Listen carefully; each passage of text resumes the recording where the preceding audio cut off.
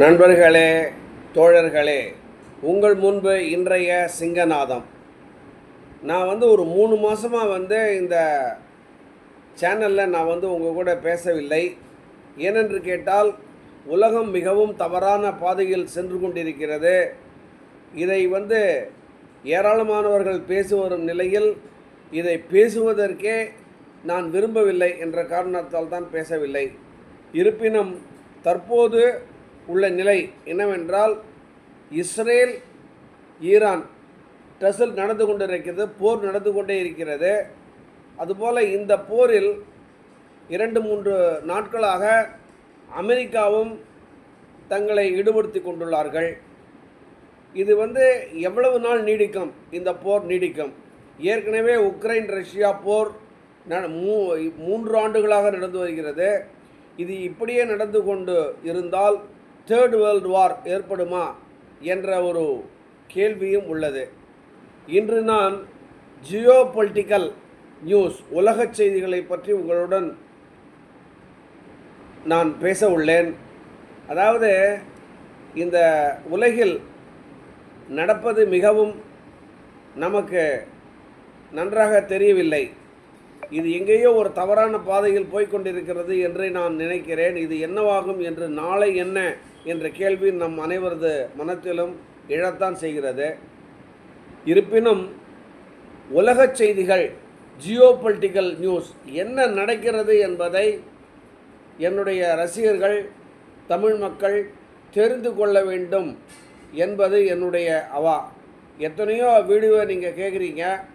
இப்போ குறிப்பாக சொல்லப்போனால், ஆதன் தமிழ் வினோத் கிருஷ்ணமூர்த்தி, மேஜர் மதன்குமார், நிரஞ்சன், அப்புறம் எஸ்கேஏ போன்ற இன்னும் பலர் இது பற்றியெல்லாம் பேசி வருகிறார்கள். இவர்கள் சொல்வதை கேட்பதினாலேயே நமக்கு ஏராளமான தகவல்கள் கிடைக்கின்றன. ஏனென்றால் இவர்கள் இதை முழு நேரமாக செய்து வருகிறார்கள். நாம் அப்படி அல்ல. ஆகவே இவர் இரவு பகல் பாராமல் 24 மணி நேரமும் உலகச் செய்திகளை பார்த்து கொண்டு, உலக நடப்புகளை கவனித்து கொண்டு, உலக தலைவர்கள் எங்கு பேசுகிறார்கள், என்ன பேசுகிறார்கள் என்பதையெல்லாம் ஆராய்ந்து நம்மிடத்தே இந்த தகவல்களை இவர்கள் பகிர்ந்து கொண்டு வருகிறார்கள். இவர்கள் எல்லோரும் பேசுவதை, அதாவது ஆதன் தமிழ் வினோத் கிருஷ்ணமூர்த்தி, நிரஞ்சன், எஸ்கேஏ, இவர்கள் எல்லாம் சொல்வதை ஒரு குறிப்பாக எடுத்துக்கொண்டு நான் உங்களுடன் இப்பொழுது பேசுகிறேன். அதாவது, இஸ்ரேலுக்கும் ஈரானுக்கும் பார்டர் கிடையாது, எல்லை கிடையாது. இப்போ நமக்கு இந்தியாவுக்கு பாகிஸ்தான் எல்லை உள்ளது, பங்களாதேஷ் எல்லை உள்ளது, சீனா எல்லை உள்ளது, பர்மா எல்லை உள்ளது. இப்படிப்பட்ட எல்லைகள் மிகுந்த ஒரு காரணத்தால் வழக்குகள் ஏற்படுவதற்கு வாய்ப்புகள் உண்டு. ஆனால் இஸ்ரேலுக்கும் ஈரானுக்கும் என்ன தொடர்பு? எதற்காக இந்த யுத்தம் இவர்கள் செய்கிறார்கள் என்று கேட்டால், இதில் ரொம்ப நுணுக்கமான சில செய்திகள் உள்ளன. அதாவது, இஸ்ரேலில் உள்ள ஜூஸ், அதாவது யூதர்கள், அவர்கள் கட்டுப்பாட்டில்தான், அவர்கள் நிர்வாகத்தில்தான் அமெரிக்காவின் பெரிய பெரிய கம்பெனிகள் உள்ளன. முக்கியமாக அமெரிக்காவில் உள்ள ஆயில் கம்பெனிகளை, எண்ணெய் கிடங்குகளை இந்த இஸ்ரேலின் யூதர்கள் தான் நிர்வகித்து கொண்டு வருகிறார்கள். இதில் இவர்களுக்கு பெரிய பணம் உள்ளது. இவர்கள் இந்த ஆயுதத்திலும் எண்ணெயிலும் இவர்கள் தலைசிறங்க விளங்க வேண்டும். அமெரிக்காவின் எண்ணம் அதுதான். நாங்கள் தான் ஆயுதம் சப்ளை செய்பவர்கள், நாங்கள் தான் ஆயில் விற்பவர்கள், நாங்கள் சொன்னது தான் உலக ஃபாலோ பண்ண வேண்டும் என்றெல்லாம் அமெரிக்கா நினைக்கிறது. இப்போ சவுதி அரேபியாவுக்கும் அமெரிக்காவுக்கும் ஒரு ஒப்பந்தம் இருந்தது. அது என்னவென்று கேட்டால், சவுதி அரேபியா எண்ணெயை, ஹைட்ரோ கார்பனை அந்த டாலர் மூலம்தான் வியாபாரம் செய்ய வேண்டும். அவர்கள் எந்த தேசத்திற்கும் இந்த ஆயிலை ஏற்றுமதி செய்தால் அது டாலரின் மூலம்தான் செய்ய வேண்டும் என்ற ஒரு கட்டுப்பாடு இருந்தது. அந்த கட்டுப்பாடு, அந்த ஒப்பந்தம் கடந்த வருடம் முடிந்துவிட்டது. ஆகவே அந்த சவுதி அரேபியா இனி எந்த கரன்சியில் வேண்டுமானாலும் எண்ணெய் வியாபாரம் செய்யலாம் என்ற ஒரு நிலை வந்தது. இது மிகவும் ஆத்திரத்தை ஊட்டியது அமெரிக்காவிற்கு. அமெரிக்காவுக்கு ஏன் ஆத்திரத்தை ஊட்டணும்? சவுதி அரேபியா விற்கிறான், இந்தியா வாங்குறது. சவுதி அரேபியா விற்பனை செய்கிறார்கள், European country France, Germany, UK இவர்கள் வாங்குகிறார்கள். இதில் அமெரிக்காவுக்கு என்ன நஷ்டம்? ஏன் இதை அமெரிக்கா எதிர்க்க வேண்டும் என்று கேட்டால், இந்த டாலரில் தான் இந்த வியாபாரம் நடக்க வேண்டும் என்ற காரணத்தால் நம்ம இந்தியாவிலேருந்து நம்ம இம்போர்ட் செய்கிறோம், இறக்குமதி இந்தியா இறக்குமதி செய்கிறது என்றால் நாம் டாலரில் தான் பேமெண்ட் கொடுக்க வேண்டும் என்றால் நாம் டாலரை வாங்க வேண்டும். அப்போ டாலர் எங்கேருந்து வாங்கிறது? அமெரிக்கன் டாலரை நாம் வாங்க வேண்டும்.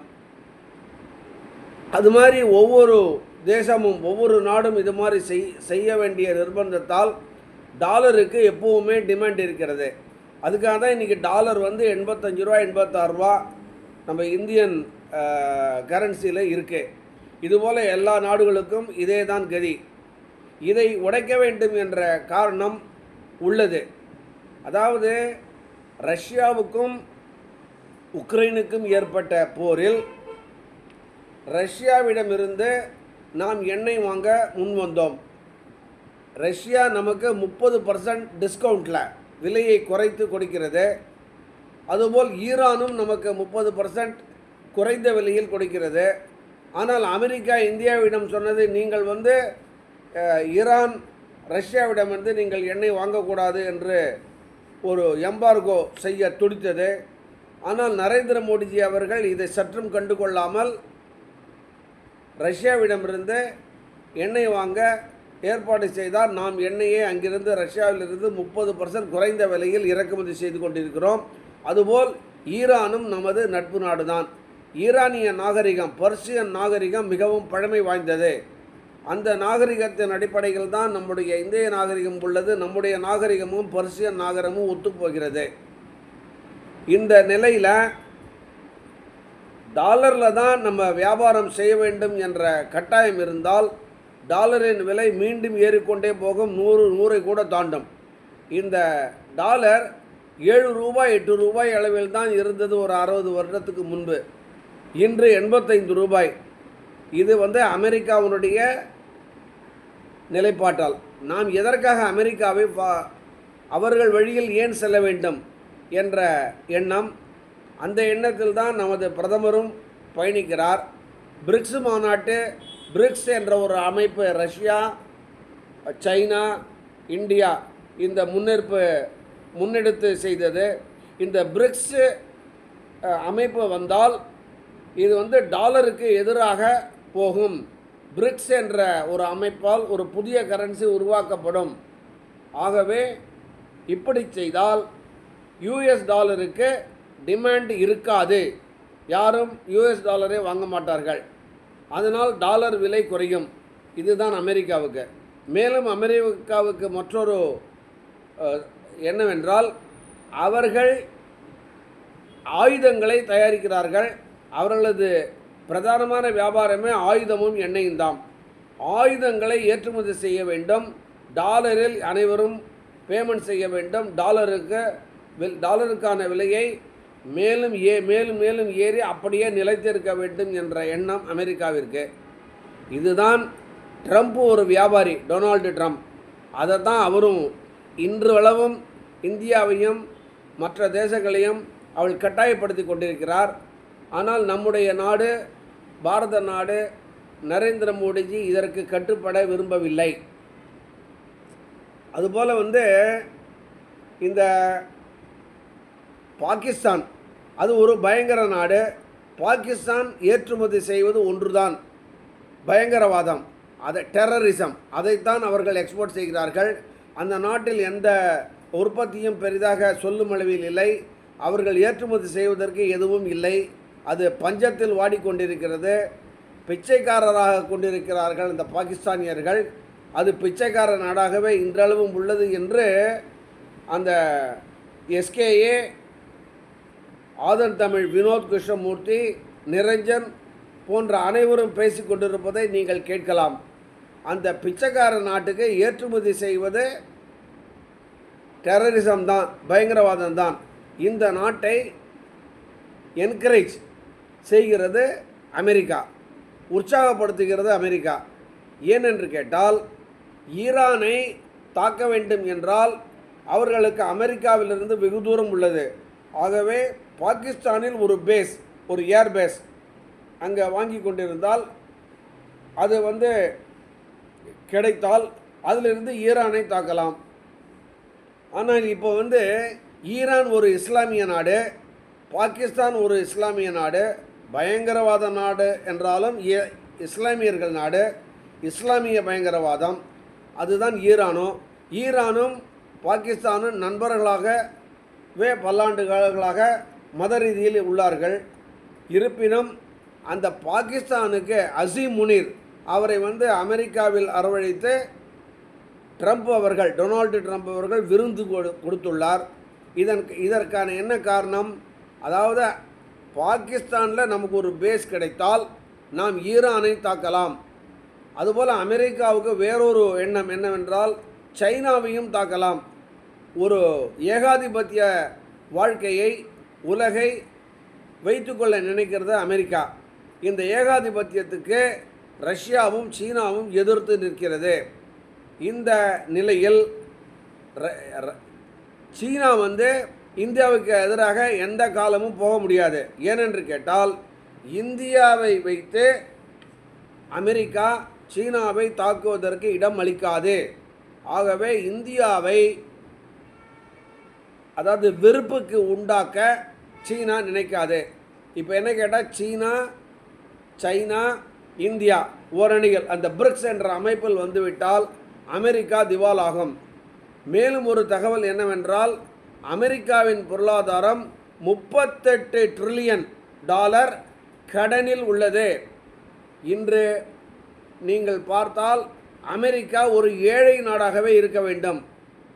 ஆனால் அங்கு பணக்காரர்கள் மிகுந்த நாடாக இன்று உள்ள காரணம் என்னவென்றால், இந்த அமெரிக்க அரசாங்கத்தின் அடாவடித்தனம், ஆயுத தயாரிப்பு, ஆயுத விற்பனை, எண்ணெய் வியாபாரம்.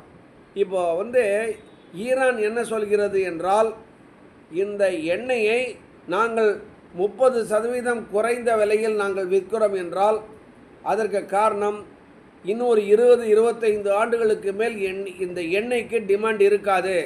ஏனென்று கேட்டால், நைட்ரஜன், வேறு என்னெல்லாமோ சோலார் பவர், பேட்ரி என்னவெல்லாமோ வந்துவிட்டால் எண்ணெயை யாரும் வாங்க மாட்டார்கள். ஆகவே இந்த எண்ணெயை நாங்கள் 30 அல்ல 40 அல்ல 50% விலை குறைவாக நாங்கள் விற்க முடியும். எங்களது எண்ணெய் விற்று தீர்ந்துவிட்டால் நாங்களும் அந்த பேட்டரிக்கோ நைட்ரஜனுக்கோ மாறிக்கொள்வோம் என்ற வாதம் ஈரான் வைக்கிறது. இதைத்தான் எதிர்க்கிறது அமெரிக்கா. என்னென்னா, நீ ஏன் $30% டிஸ்கவுண்ட் கொடுக்குற? உலக விலையில் வேர்ல்டில் என்ன ரேட்டோ அந்த ரேட்டில் நீ விற்றுக்கோ அப்படின்னு சொல்கிறது. அப்படி செய்தால் அமெரிக்காவும் தன்னுடைய பங்கிற்கு அவர்களிடம் உள்ள எண்ணெய் வளம் முழுவதையும் அதிக விலையில் விற்று மேலும் மேலும் டாலரை பெருக்கிக் கொள்ளலாம் என்பதுதான் அமெரிக்காவின் எண்ணம். ஆகவே அமெரிக்காவின் எண்ணம் நிறைவேறக்கூடாது. இப்போ இஸ்ரேலுக்கும் ஈரானுக்கும் என்ன தகராறு என்று கேட்டால், அமெரிக்காவில் உள்ள ஆயில் வளங்கள் கம்பெனிகள் முழுவதும் இஸ்ரேலியரின் நிர்வாகத்தில் உள்ளது. அதுபோல் அவர்களும் இந்த ஆயில் பிஸ்னஸை தான் செய்கிறார்கள். அவர்களும் ஆயுத வியாபாரத்தில் உள்ளார்கள். நாம் ஒரு விதத்தில் இஸ்ரேலை ஆதரித்தாலும் ஈரானுக்கு எதிராக இந்திய தேசம் போக முடியாது. அமெரிக்க ஏகாதிபத்தியத்துக்கு அந்த வலையில் இந்தியா சிக்கிவிடக்கூடாது. அதுபோல் ரஷ்யா நமது நண்பராக இருக்கும் நேரத்தில் சீனாவை நாம் விரோதித்து கொள்ள கூடாது என்ற நிலையில்தான் இந்திய தேசம், பாரத தேசம், நரேந்திர மோடி அவர்களும் உள்ளார் என்பதை கூறிக்கொண்டு, மேலும் விவரங்களை அடுத்த வீடியோவில் பார்க்கலாம் என்று தெரிவித்துக்கொண்டு உங்களிடமிருந்து விடைபெறுவது மன்னார்குடி சிங்கநாதம் சிவராமன். நன்றி, வணக்கம்.